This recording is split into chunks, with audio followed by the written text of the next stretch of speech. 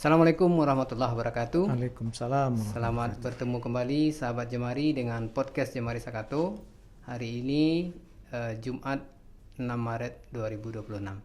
Saya Sapriman Aziz, salah satu aktivis di Jemari Sakato yang pada hari ini dipercaya untuk menjadi host dengan tema implementasi program Kampung Iklim. Kenapa isu ini yang kita angkat?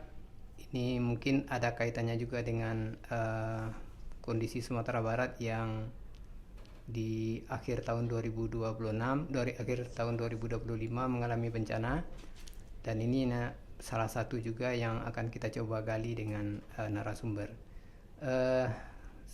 Sebelum kita memulai diskusi, saya ingin menyampaikan terlebih dahulu bahwa podcast hari ini merupakan bagian dari salah satu program Jemari Sakato, program GRADE yang dilaksanakan di Kabupaten Kepulauan Mentawai. Program GRADE sendiri merupakan sebuah program yang bertujuan untuk mendorong keterlibatan aktif perempuan dan penyandang disabilitas di Asia Selatan dan Tenggara dalam upaya pengurangan risiko bencana dan adaptasi perubahan iklim yang inklusi di tingkat lokal, nasional, dan regional, sehingga meningkat kapasitas dan ketahanan mereka terhadap PRB dan api yang inklusi. Di program ini dilaksanakan secara paralel di 3 negara, di Indonesia, di Filipina dan Mentawai, Filipina dan Bangladesh. Kemudian program ini fokusnya adalah adaptasi perubahan iklim, pengurangan risiko bencana, sosial inklusi, dan pengembangan ekonomi.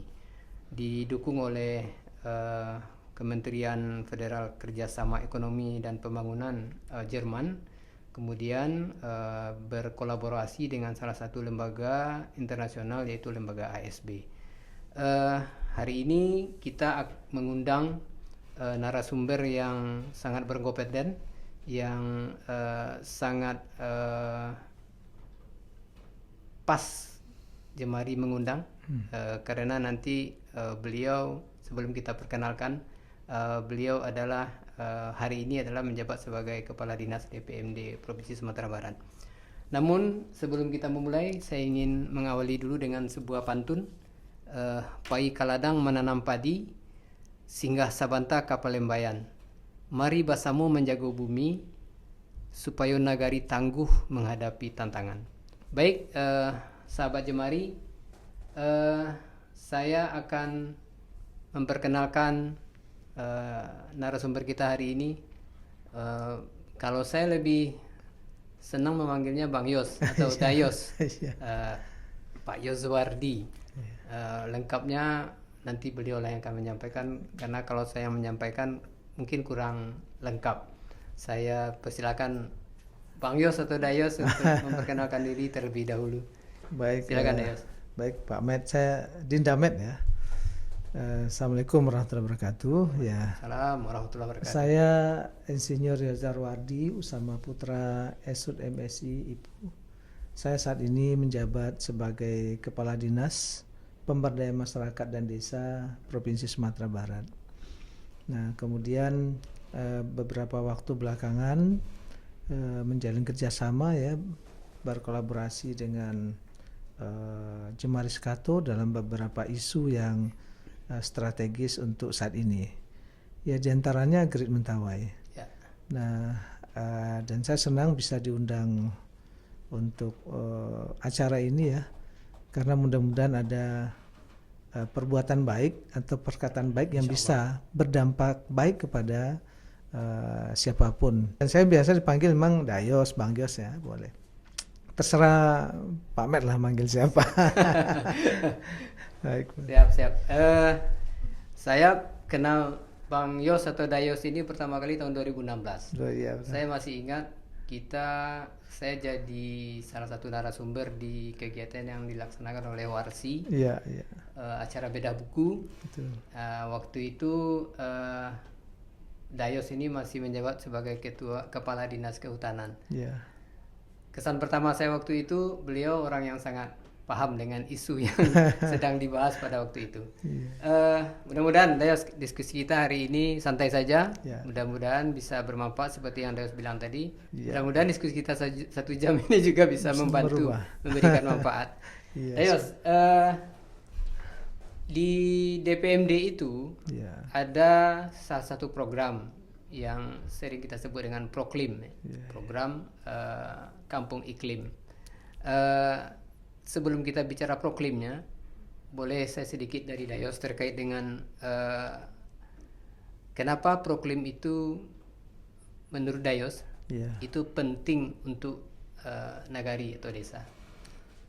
Ya, jadi kita harus tahu dulu kondisi Sumatera Barat ini kan dengan luas 42.000 km persegi, kemudian juga terdiri atas 278 ada nagari desa itu sebanyak 1035 tambah 230 kelurahan, jadi ada 1265 lah nagari desa kelurahan. Nah kemudian kenapa penting ini proklim?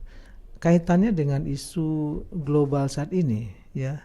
Saat ini isu internasional kan, kalau dulu kita dengar ada HAM, kemudian lingkungan, demokrasi. Tetapi belakangan isu yang menurut isu global itu adalah memang perubahan iklim, bagian isu lingkungan. Kita butuh bagaimana kita bisa memitigasi perubahan iklim dan sekaligus adaptasi perubahan iklim itu. Konteks bernegara tentu yang paling penting adalah bagaimana rakyatnya. Ya, rakyatnya itu ada di desa-desa, nagari-nagari maupun kelurahan. Oleh karenanya isu ini sangat baik sekali dan kita harus segera untuk bersama-sama ya, siapapun sebagai anak bangsa harus segera meningkatkan awareness kita, kesadaran kita untuk berpartisipasi ya di dalam melakukan upaya mitigasi dan adaptasi perubahan iklim. Jadi ini makanya Proklim ini adalah kan gerakan nasional ya. Yang upaya untuk meningkatkan pengetahuan, kesadaran dan juga partisipasi masyarakat kita dalam menghadapi perubahan iklim. Sekaligus upaya untuk menurunkan emisi gas rumah kaca. Ya, oke. Saya boleh saya potong. Iya. Desa punya rakyat, yang punya rakyat itu dimiliki oleh desa. Artinya mungkin ini yang menjadi dasar ya, desa sebagai garda terdepan sebetulnya untuk perubahan iklim. Kalau strategi yang digunakan oleh DPMD untuk bagaimana supaya mengintegrasikan Proklim ini dalam kebijakan di tingkat desa bagaimana? Ya, jadi memang tusi kita adalah melakukan pemberdayaan masyarakat desa dan nagari di Sumatera Barat scopingnya. Ada teman-teman dinas pemberdayaan masyarakat dan desa juga di kabupaten kota. Jadi kita berkolaborasi. Nah, bagaimana itu bisa sampai ke nagari dan desa? Lalu desa dan nagari juga meningkatkan kapasitas mereka ya. Itu bagian tugas kami. Jadi meningkatkan kapasitas masyarakat desa nagari, terutama adalah aparaturnya, perangkatnya, ya, melalui tata kelola pemerintahan yang baik ya di nagari atau kemudian yang kedua juga kapasitas masyarakatnya, kelembagaannya tentu juga baik lembaga kemasyarakatan maupun lembaga adat. Karena kalau di konteks di lapangan kita ada juga lembaga adat, sama juga ada sumber daya alam yang dikelola melalui hutan adat. Nah, kemudian inilah yang menjadi tugas kami sehingga tidak bisa bekerja sendiri. Kita harus berkolaborasi dengan banyak pihak sehingga masyarakat kita mempunyai pengetahuan yang cukup ya tentang Proklim ini, kemudian juga meningkat kapasitas dan bisa mereka secara mandiri untuk melakukan upaya-upaya tadi seperti adaptasi ya. mereka bisa secara mandiri, mitigasi juga bisa mandiri, dan sekaligus nanti secara sejalan juga secara sosial mereka bisa kembali kearifan lokal banget muncul dan sustain berlanjut. Dan ekonomi, secara ekonomi mereka juga bisa tumbuh, terbantu. Jadi saya kira itu yang pentingnya kita di PMD ya. Dan ini tugas berat sebetulnya dan tidak bisa dikerjakan sendiri Pak Didamet. Tapi isunya ini masih relevan dengan kerja Dayos ketika dari Dinas Kehutanan. Oh, sangat relevan, nyambung sekali. Sangat. Okay. Kalau dulu kita main-mainnya di hutan ya, sekarang udah maju dikit lah, masuk ke desa. Oke, Dayos, sebelum kita lanjut, boleh enggak Dayos bantu kita untuk pemahaman sebetulnya desa proklim itu apa sih? Iya. Jadi sebenarnya ini secara sederhana ini program nasional ya 2011 itu didorong. Ada kecemasan kita bangsa-bangsa di dunia ini kan ada komitmen bersama ini. Ya apa namanya Kyoto Protocol, Paris Protocol, kemudian ada REDD Plus ya, reduction emission from forest degradation and deforestation ya. Kemudian ada lagi COP atau COP di mana seluruh bangsa-bangsa di dunia menyepakati apa sih upaya-upaya bangsa di dunia ini melakukan mitigasi dan adaptasi perubahan iklim. Dulu bebannya diberikan ke negara-negara berkembang ya. Kemudian sekarang sudah semua negara bangsa dunia ini mempunyai kewajiban untuk melakukan adaptasi dan mitigasi perubahan iklim. Nah, sebagai anak bangsa ya, kalau dulu kehutanan kan ada namanya full net sink, forest and underland use ya, net sink di 2030 sudah balance. Tapi setidak-tidaknya kita harus tahu dulu penyebab emisi gas rumah kaca itu apa saja sektornya. Yang pertama ada sektor kehutanan ya, ada deforestasi, berkurangnya hilangnya hutan, forest degradation ya, berkurangnya hutan. Ada juga disebabkan oleh sampah. Ini juga menghasilkan persampahan. Ada energi ya, ada juga transportasi. Nah, sebenarnya dari 4 penyebab itu ada di desa dan nagari. Memang skalanya kecil. Contoh, misalnya sampah plastik misalnya. Di rumah tangga bisa menghasilkan rata-rata sehari misal 2 kilo saja. Tapi kalau tidak dikelola dengan benar, dengan baik, tentu akan menghasilkan emisi. Secara kolektif, desa itu akan menghasilkan emisi gas rumah kaca. Kemudian energi kita biasa masih pakai fosil kan. Nah, desa semuanya pakai fosil semuanya. Ini juga menyebabkan emisi gas rumah kaca. Nah, tanpa sadar satu lagi masyarakat kita butuh lahan. Butuh lahan, caranya apa? Menebang. Ini juga menghasilkan emisi. Oleh karenanya, melalui program ini tepat sekali. Pemahamannya harus ditingkatkan.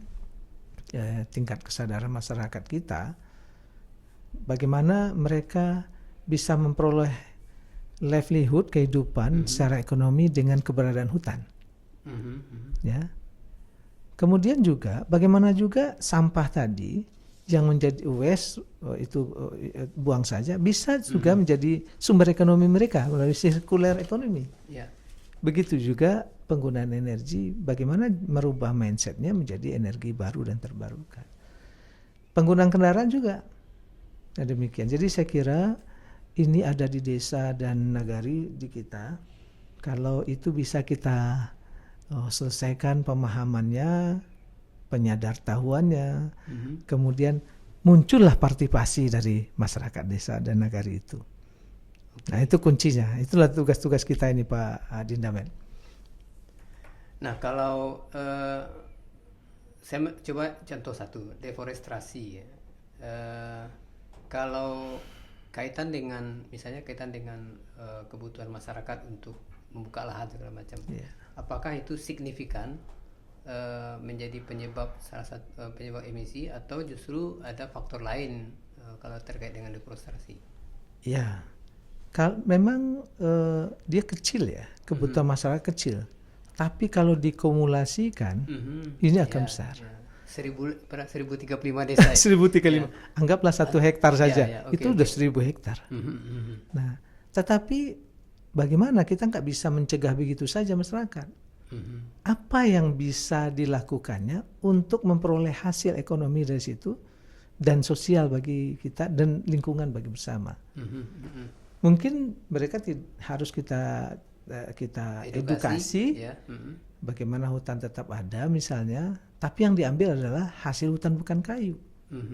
Bisa intervensi melalui program beberapa kementerian lembaga atau OPD misalnya, bisa saja aren misalnya, tanam tidak mengurangi tutupan tapi bertambah, bahkan tapi dia bisa ambil aren, atau masuk di selain iklim, masuk di ketahanan pangan juga bisa. Sukun misalnya, pohon-pohon yang menghasilkan bahan pangan ya, tapi dia akar kuat, pohonnya batangnya kuat dan ada kanopinya untuk menahan intrusi air hujan. Nah, ya. Jadi saya kira banyak sekali yang bisa dilakukan dengan tanpa melakukan penebangan. Ya. Kalau di DPMD secara formal bagaimana mendorong desa untuk menerapkan program kampung iklim? Nah, ini yang menarik. Ini menarik sekali. Enggak mudah ini. Ya, karena bagi mereka kan persoalannya butuh atau tidak mereka. Ya, betul. Kita yang butuh sebetulnya. Ya kan? Kita yang butuh sebetulnya. Karena kinerja kita juga ya. Ya, negara juga butuh. Negara juga butuh. Oleh karenanya harus ada pertama tentu penyadartahuan tadi. Kemudian ada pendampingan. Oke. Ada Berarti pendampingan. ada program khusus untuk pendampingan. Pendampingan. Ini tentu juga tidak dikerjakan sendiri oleh pemerintah. Ini pendampingan teman-teman dari masyarakat sipil banyak sekali yang melakukan pendampingan. Meskipun tidak fokus ke proklim, tetapi ada irisan. Ya. Ya, jadi itu kita lakukan, kemudian menjaga sustainabilitas. Ya. Dari itu tadi dan partisipasi masyarakat desa dan nagari perlu kita bangkitkan. Karena jangan sampai juga program ini adalah bukan program mereka. Ya kan? Ini program pemerintah ini. Ya kan? Sehingga tidak timbul partisipasi. Kalau ketika masyarakat merasa butuh dengan program itu, maka peran kita akan berkurang, tapi masyarakat punya peran yang lebih karena ada sasarannya. Apa kegiatan sosial dan ekonomi mereka dapat. Oke. Strategi yang digunakan DPMD gimana, Deos, untuk membuat proklim itu tidak menjadi proyeknya DPMD, tapi dia menjadi miliknya si masyarakat desa. Strateginya gimana? Ya, mungkin kami berkolaborasi para pihak. Kalau kita kan baru sampai ke sosialisasi ya, penguatan kelembagaan desa, kemudian mengatur juga memonitoring penggunaan dana desa. Ya, karena di dana desa itu penggunaan dana desa di tahun 2026 masih selain ketahanan pangan 20% ya, bisa juga untuk ketahanan iklim. Nah, kalau saya membayangkan nih, kalau seandainya ketahanan iklim dana desa, ada 1035 desa nagari di Sumatera Barat. Kita asumsikan saja untuk proklim ini masif saja. Nanamnya 1000 batang aja deh. 1000 batang kan sedikit banget. Per desa. Ya. Tapi kumulatifnya sudah 1 juta batang. Ya. Itu berdampak. Sasarannya mana? Ya mungkin di catchment area, sepadan sungai, sepadan pantai yang mungkin itu adalah mempunyai risiko terjadinya bencana, ya. Dan tanamannya juga kita pilih, jangan orientasinya adalah conservation oriented, Tapi yang juga harus produktif. juga produktif. Ya. Ya, ada menghasilkan buah, biji, getah, dan daun. Jadi ada nilai ekonomi. Ya, ada nilai ekonominya. Nah, Tapi kan dengan jumlah desa yang begitu banyak, kan, kemudian katakanlah kemampuan DPMD ya, untuk bisa menyasar ke semua desa, ya benar. itu kan bukan pekerjaan Oh, mudah. bukan. Ya. Ya. Jadi Ada kami, kaitan dengan pentahelik ini sebetulnya. iya, Ya. benar. Jadi kayak yang mitra kita sebetulnya adalah di kabupaten kota ya. Ya, Seluruh oke. DPMD. Mm. Kemudian juga kami mitra strategis kita selain masyarakat sipil ya, juga ada perguruan tinggi. Kami bekerja sama dengan perguruan tinggi. Oke. Nah, Oke. jadi perguruan tinggi ada 17 perguruan tinggi di Sumatera Barat yang sudah membangun kerjasama dengan PMD, dan itu pintu masuknya adalah di beberapa tempat. Pertama KKN, kuliah kerja nyata. KKN ya. Nah, yang kedua itu ada magang dari mahasiswa dan juga pengabdian masyarakat dari para dosen, dan juga ada riset di situ. Jadi kemudian itu ya ada juga dengan dunia swasta. Oke. Mereka punya kewajiban dinamai terhadap Untuk CSR-nya iya, ya. corporate ya, social responsibility. Iya. Ya, dan mereka sangat memilih-milih tempat mana yang akan dibantu, dan pilihannya sebetulnya yang ada arah tingkat keberhasilan tinggi. Nah, makanya kita juga dorong itu. Iya. Artinya mereka juga bisa mengukur sukses atau tidaknya mereka melakukan program ya. Ya, walaupun itu kita bisa asumsikan bias dari sebuah proyek kan seperti itu, mudah diukur. Tapi memang salah satu kekhawatiran kita adalah sebetulnya program seperti ini ketika kita sulit untuk bisa menjangkau daerah-daerah yang misalnya dari sisi akses jauh. Iya. Kecenderungan kita kan itu sering terlupakan tuh ya. Betul. Gimana? Oleh karenanya strategi bagaimana itu mereka merasa memiliki sebetulnya. Jadi ini bukan proyek. Ya, oke.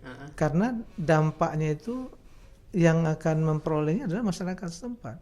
Ya, masyarakat tentu persoalan ekonomi penting diutamakan sejak awal. Seperti saya sambung tadi, misalnya tadi 1.000 batang aja tadi. Ini asumsinya semuanya mau lah. Ya, anggap semua menanam ya. Ada 1.000 batang. Lah, kan? Ada separuh berarti kan 500.000 batang. Kalau seandainya 1 hektarnya ada 100 batang, ya kalau 500.000 udah 50.000. 100 berarti 5.000 hektar misalnya. Satu dari 500.000 batang itu pilihlah tanaman yang menghasilkan produktif. 5 tahun mendatang mereka sudah dapat hasil. Bisa dihitung valuasi ekonominya dari dana desa. Yang kedua adalah kita bisa hitung berapa penambahan stok karbonnya. Karena dia akan mereduksi emisi dan menyimpan menjadi biomasa di dalam akarnya, batangnya, rantingnya, cabangnya, daunnya. Nah, sepanjang tanaman itu masih ada, ini sudah merupakan kontribusi desa nagari untuk mitigasi adaptasi perubahan iklim.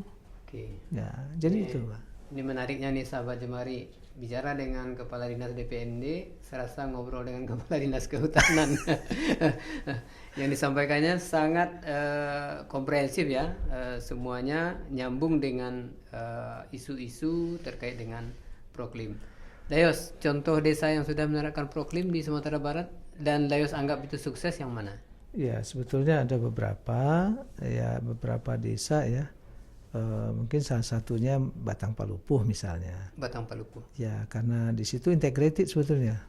Menarik di situ. Oke, Batang Palupuh ya. Ya, itu menarik, ada sustain ya, ada keberlanjutan. Ya, karena pemberdayaan ya. Karena ada unsur pemberdayaan masyarakat secara berlanjut itu ada penyadartahuan. Dan kemudian juga ada isu-isunya selain sampah sudah dikelola dengan baik. Kemudian ada livelihood juga di situ, dan ada karena berdekatan dengan kawasan konservasi ada biodiversity. Oke. Nah, ini kan juga isu-isu internasional. Yeah. Jadi saya melihat di situ Proklim ini menyasarnya bukan masalah lingkungan saja, Oke. tapi ada sosial juga dan ekonomi juga. Ada multiplier efeknya. Nah itu, jadi tidak hanya lingkungan, tapi juga sosial ekonomi juga ada. Itu Batang Pelupuh dimulai sejak Dayos jadi kepala daerah DPMD atau memang sudah jalan sebelumnya? Sudah jalan sebelumnya, jalan ya. tapi aktornya itu kami sudah kenal lama. Mhm. Nah, jadi waktu saya masih di tempat tugas yang lama, kita sudah diskusi ya. Kemudian ketemu ketika saya di DPMD, dan itu sudah berlangsung sebelumnya, Oke. sebelum saya jadi kepala dinas. Mhm. Tapi perlu tokoh-tokoh ini Pak Medi, ada lokal hero ya, Ya, ya. untuk Local championnya. lokal champion yang memastikan bergerak terus dia. Oke. Nah, jadi Memang butuh tokoh ya. Tokoh. Butuh tokoh yang mampu mempengaruhi, menginspirasi, memotivasi masyarakat desa. iya. Dan mereka, Tapi kan juga perlu uang nih, Dayos. oh iya, Nah, perlu uang. Nah, bagaimana kaitannya dengan dana desa? Iya. Atau dana nagari ya, dana nagari. iya. Jadi bisa fokus di 2026 juga Mas, ada salah satu yang bisa dibiayai adalah prioritasnya ada ketahanan iklim. Oh, di dana desa tahun 2026 ya. Tetapi ya, dari beberapa desa nagari yang kami kunjungi, penggunaan dana desa untuk ketahanan iklim itu macam-macam. Oke. Ada yang bagi-bagi bibit. Oh. Kemudian ada juga membuat bronjo, macam-macam. Mhm. Nah, sebetulnya mindset kita itu apa? Mitigasi. Artinya penggunaan dana desa di program prioritas itu tidak dikunci harus seperti apa? Ya. Nah, ini kami sedang membangun pemahaman bersama dengan kabupaten kota. Oke. Supaya nanti khusus misal dana iklim ini, karena kita juga berkolaborasi dengan lingkungan hidup tentunya ya, kehutanan dan juga yang lainnya, bagaimana dana ketahanan iklim itu masif dan seragam. Contoh misalnya, kan kemarin isunya akhir tahun kemarin kita terjadi bencana nih. Ya. Bencana kan di desa juga terjadi, di nagari. Kalau itu misalnya catchment area-nya yang rusak, daerah tangkapan air rusak, kan upaya adaptasinya ada apa? Kita tanam, ya kan? Baik sipil teknis, nanam tanaman, kemudian juga secara sipil teknis ada dengan apakah buat terasering atau ada embung misalnya, atau seperti sampo dam itu Pak Men. Tapi ada juga harus vegetatif, menanam pohon di sana. Yeah. Tapi saya sampaikan tadi, tidak saja conservation oriented, tapi juga produktif oriented. Tanaman produktif. Artinya kan ini kan harus bervariasi ya. Jadinya. Cuman sekarang kan kita masih terkendala dengan katakanlah kapasitas teman-teman di desa untuk melihat sebetulnya kebutuhannya apa gitu. Iya. Terkait Tapi dengan proklim. Saya kira mereka juga mencari-cari apa yang bisa. Saya hari Minggu lalu saya ke Pasaman. Ke Pasaman lalu Pasaman Timur. Pasaman Timur ya. Nah, lalu bersama DPMD Kabupaten kami datang salah satu desa untuk melakukan monitoring penggunaan dana desa. Mereka juga mengatakan, dalam bayangan mereka kan dana desa untuk iklim itu untuk bencana. Padahal yang paling penting itu mitigasi. Mitigasi, ya, oke. Ya, jadi bagaimana mereka bisa dari risiko bencana ya, bisa terhindar dari sebenarnya. Dan ketika kita obrolin, mereka sampaikan, Pak, kami di sini menanam pokat, Pak. Ya, itu bisa jadi upaya mitigasi. Bagian dari salah satu upaya di proklim sebetulnya. Proklim kan? itu. Cuman mereka kan enggak bunyikan. Nah, juga menarik sebetulnya ada pendamping desa, Pak. Nah, di desa-desa itu tenaga Tenaga pendamping. pendamping ya, tenaga ahli TPP ya. TPP yang dari Kementerian Desa. Itu bisa juga melakukan pendampingan. Terpenting kita sudah punya persepsi yang sama. Sebetulnya instrumennya cukup ya, Deus. Cukup. Ada TPP, tetapi kenapa apakah kita sudah bisa buat semacam kesimpulan bahwa teman-teman TPP juga ikut berjuang di Proklim? Iya, mereka berjuang. Cuman sekarang kan yang menjadi dirijennya siapa? Oke. Ini kan perlu juga karena gerakannya masif ya, karena dana tersedia, dana desa. Dari kementerian juga ada, nanti dari kabupaten ada namanya alokasi dana desa, ADD juga. Nah ini harus kita optimalkan. Jangan lagi misalnya tidak berdampak ya, hanya mencapai output saja. Bagi bibit misalnya, itu tidak cukup. Tapi harus dipastikan wajib ditanam, wajib dipelihara, wajib tumbuh, dan wajib panen. Oke. Karena biasanya kalau nanam pohon nanam saja kan? Nah, jadi saya bagi wali negari atau kepala desa yang mengambil itu secara sosialnya tinggi loh Pak. Misal digunakan dana desa, enggak rugi dia. 4 tahun lagi misalnya dia berbuah. Nah, kepala desanya masih 6 tahun lagi. Masyarakat akan dukung kepala desa loh. secara sosialnya. Saya jadi ingat itu yang Leos barusan sebut. Waktu kita pertama kali bertemu itu kan ceritanya tentang menabung pohon. Iya, tentang tabungan pohon ya. Artinya satu pohon yang ditanam itu sebetulnya sudah harus ada yang bertanggung jawab. Mulai dari dia ditanam, dipelihara sampai nanti dia bernilai ekonomis. Iya, jadi itu memastikan itu ya. Mindset pemahaman masyarakat kita. Itu penting. Ini kalau mati pohon ini, wah saya rugi nih. Siapa yang bertanggung jawab? Nah itu. Kan harus sampai ke sana. Sampai sana. Di samping itu ada juga sampah juga bermasalah. Oke, ya sampah satu lagi. Saya menemukan orang, saya kan ibaratnya kaki becilale. Iya, pajalan. Nah, mungkin dinasnya seketek sikonya kan satu. Tapi setiap informasi saya ambil. Nah, saya ada beberapa waktu yang lalu di Pasaman juga itu, dia WA seorang ibu-ibu, dia punya bank sampah katanya sejak tahun 98. Saya kunjungi, ternyata dia sudah menghasilkan 27 produk Pak. Di Namet ya Pak Met, dan itu bisa membangkitkan sirkular ekonomi. Tapi sayang satu saja, perhatian kurang. Perhatian dari siapa? Pada kelompok ya. Perhatian pemerintah terutama. Kemudian juga komunitas ya. Mestinya itu ditangkap, itu masuk didampingi dan sebagainya. Juga para pihak yang lain. Saya membayangkan dari 27 produknya itu bagus-bagus, ada tas, ada dan sebagainya, ada satu bata terbuat dari plastik. Yang kita pikirkan apa tentang sampah yang menghasilkan emisi tadi ini? Ini kan bagian dari Proklim ya. Coba kita hitung deh, satu nagari itu menghasilkan sampah satu hari berapa? Ya kan, kalau satu rumah misalnya menghasilkan 2 kilo saja sampah, ada nggak 500 rumah satu nagari? Ada. Berarti 1 ton ya. 1 ton. Mau kemana kan sampah itu? Apakah ditumpuk TPA? Sekarang nggak boleh lagi.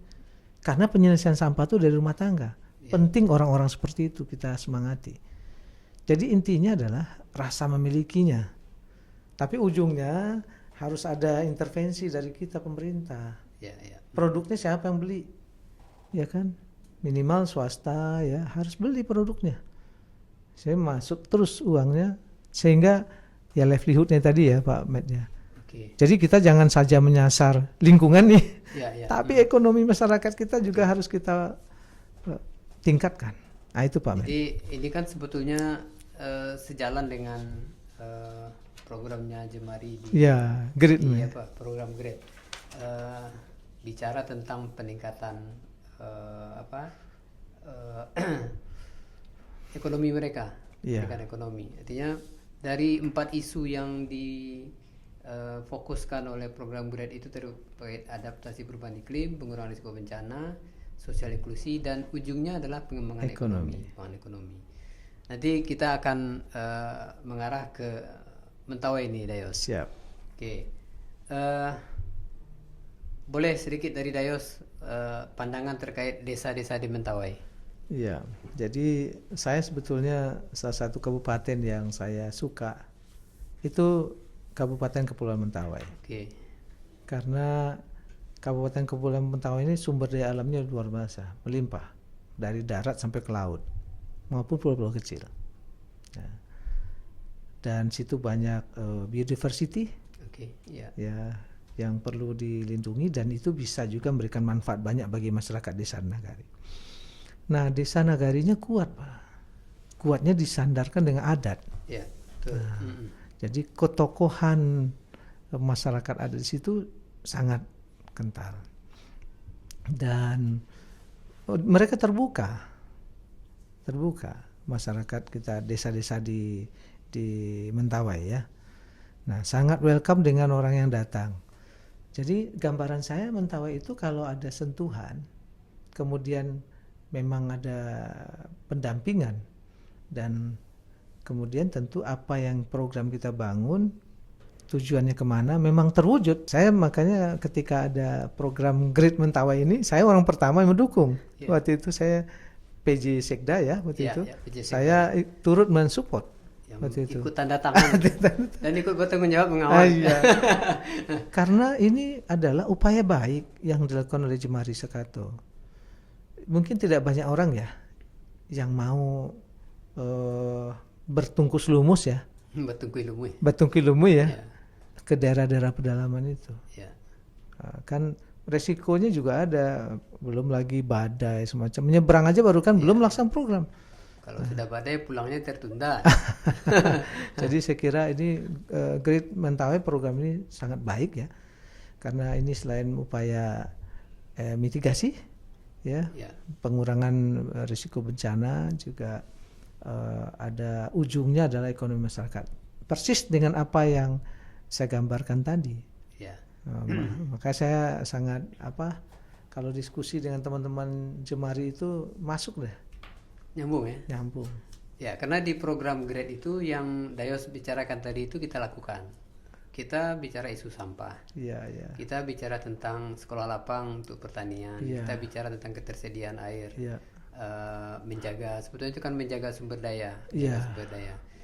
Dan kita bicara tentang pengurangan risiko bencana, adaptasi perubahan iklim. Kalau di Mentawai sendiri, desa yang sudah ada DPMD dorong untuk proklim, sudah ada?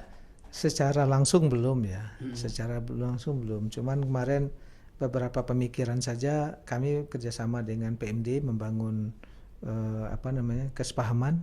Sudah ada, tapi lokus yang akan kita belum diapakan. Tapi kemarin yang beberapa desa, ada 4 desa yang dilakukan pendampingan oleh Jemari, itu juga kita diskusi juga kemarin, terutama air, masalah air, bagaimana mengkonservasi keberlanjutan air, sumber daya air sih, ya kan susah air di Mentawai. Nah, tetapi kita bisa selain air tanah, sebetulnya waktu itu saya mengasih gagasan kalau di tepi pantai ini salinasi aja. Karena sumber dayanya banyak kan. Cuma teknologinya kita belum dapat ini. Sempat terpikir kita ini. Nanti kita bisa kerjasama dengan perguruan tinggi loh, Pak Men. Iya. Atau BRIN ya. Karena PMD karena skopnya luas untuk desa Nagari, kita bisa berkolaborasi dengan para pihak. Nanti bisa bareng Jemari lah. Kemarin ada satu desa di Damasraya, Pak Men.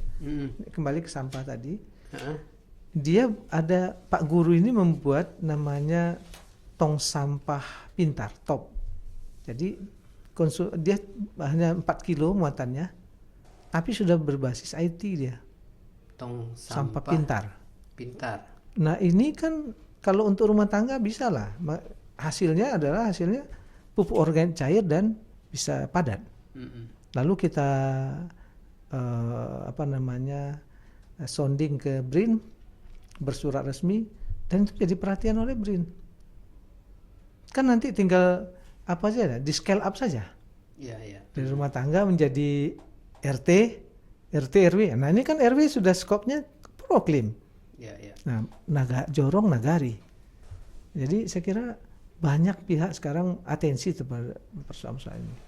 Tapi yang saya lihat kan seperti ini, Dayos. Sebetulnya sudah banyak pihak-pihak atau katakanlah individu-individu yang melakukan upaya-upaya seperti ini.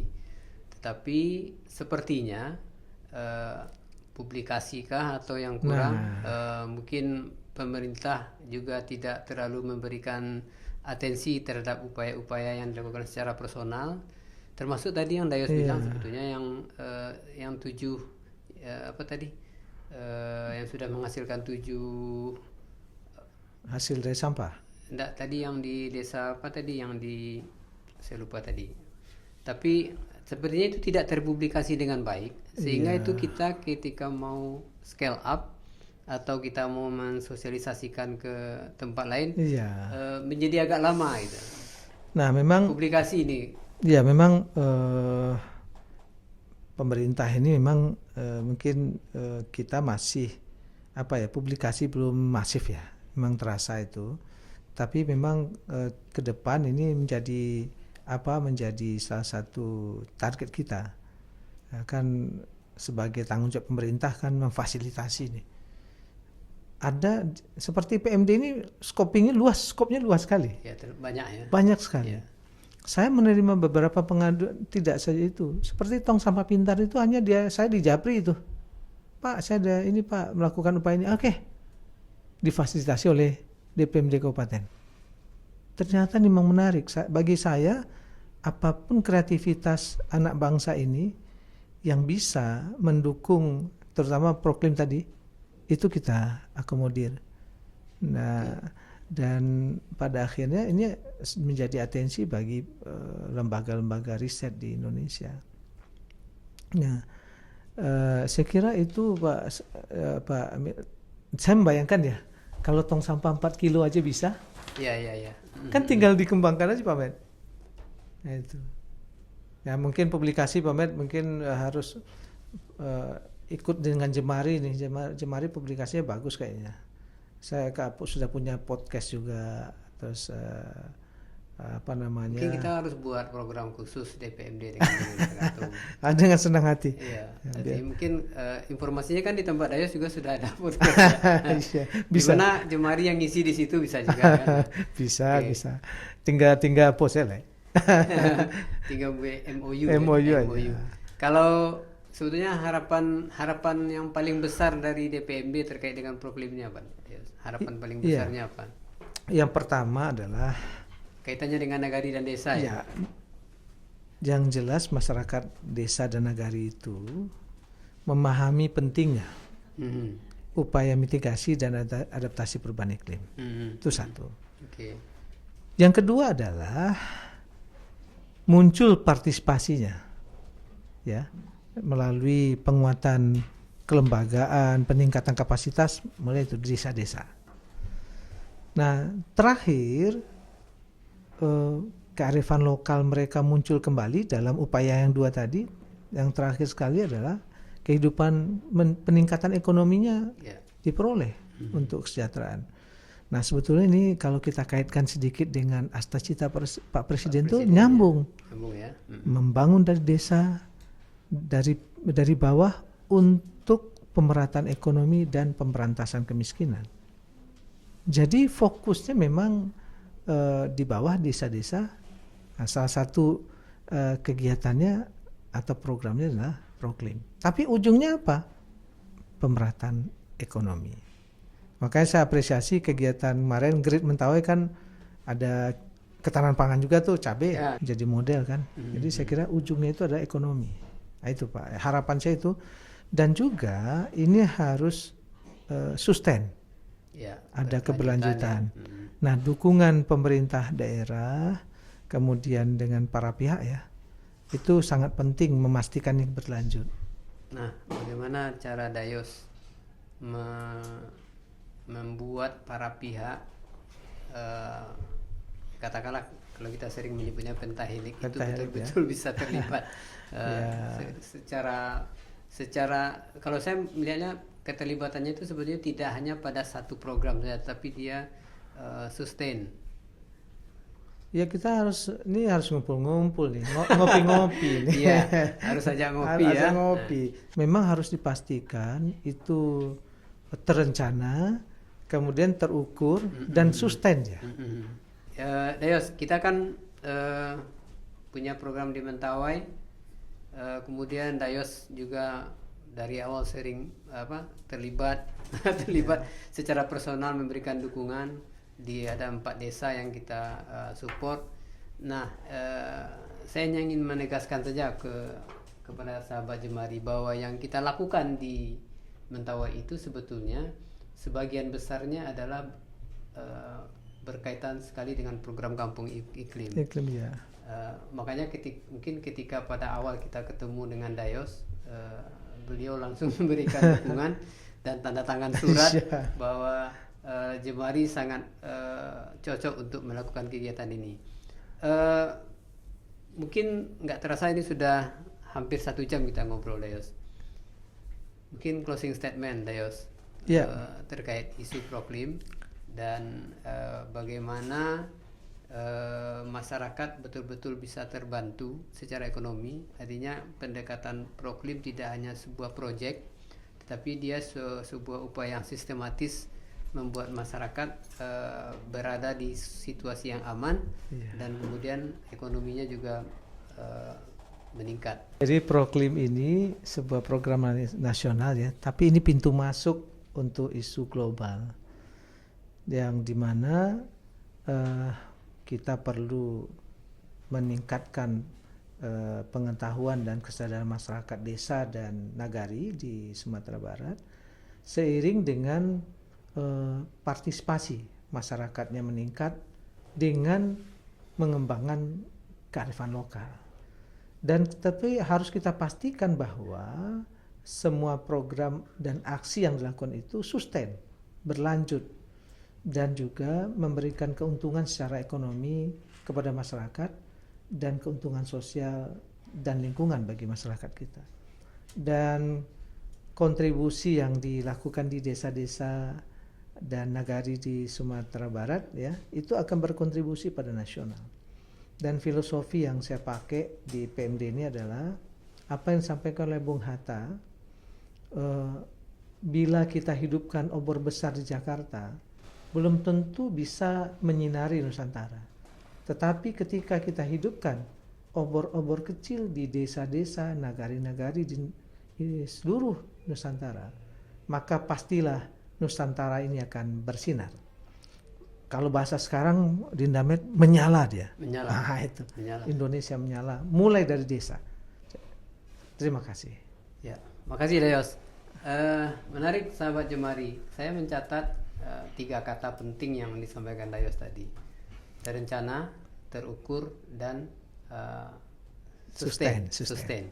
Ini sebagai penutup dari saya sebagai host dari diskusi panjang terkait dengan proklim, dan ini juga berkontribusi. Mudah-mudahan diskusi kita ini berkontribusi kepada upaya-upaya baik itu masyarakat, pemerintah maupun juga teman-teman NGO yang melaksanakan program-program serupa, sehingga harapan kita sebetulnya alam itu selamat, masyarakatnya sejahtera.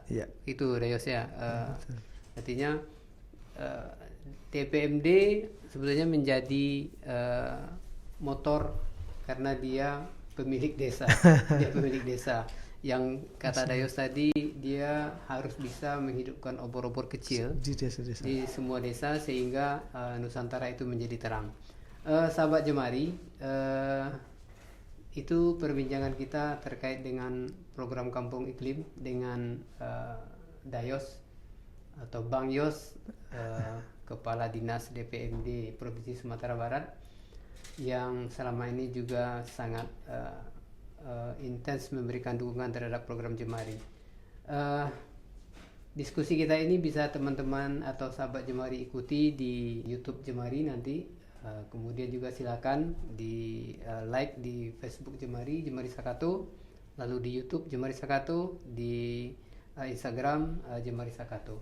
Terima kasih Dayos Sama-sama. diskusinya, dan kita tutup diskusi kita hari ini dengan ucapan Assalamualaikum warahmatullahi wabarakatuh. Waalaikumsalam warahmatullahi wabarakatuh. Terima kasih banyak.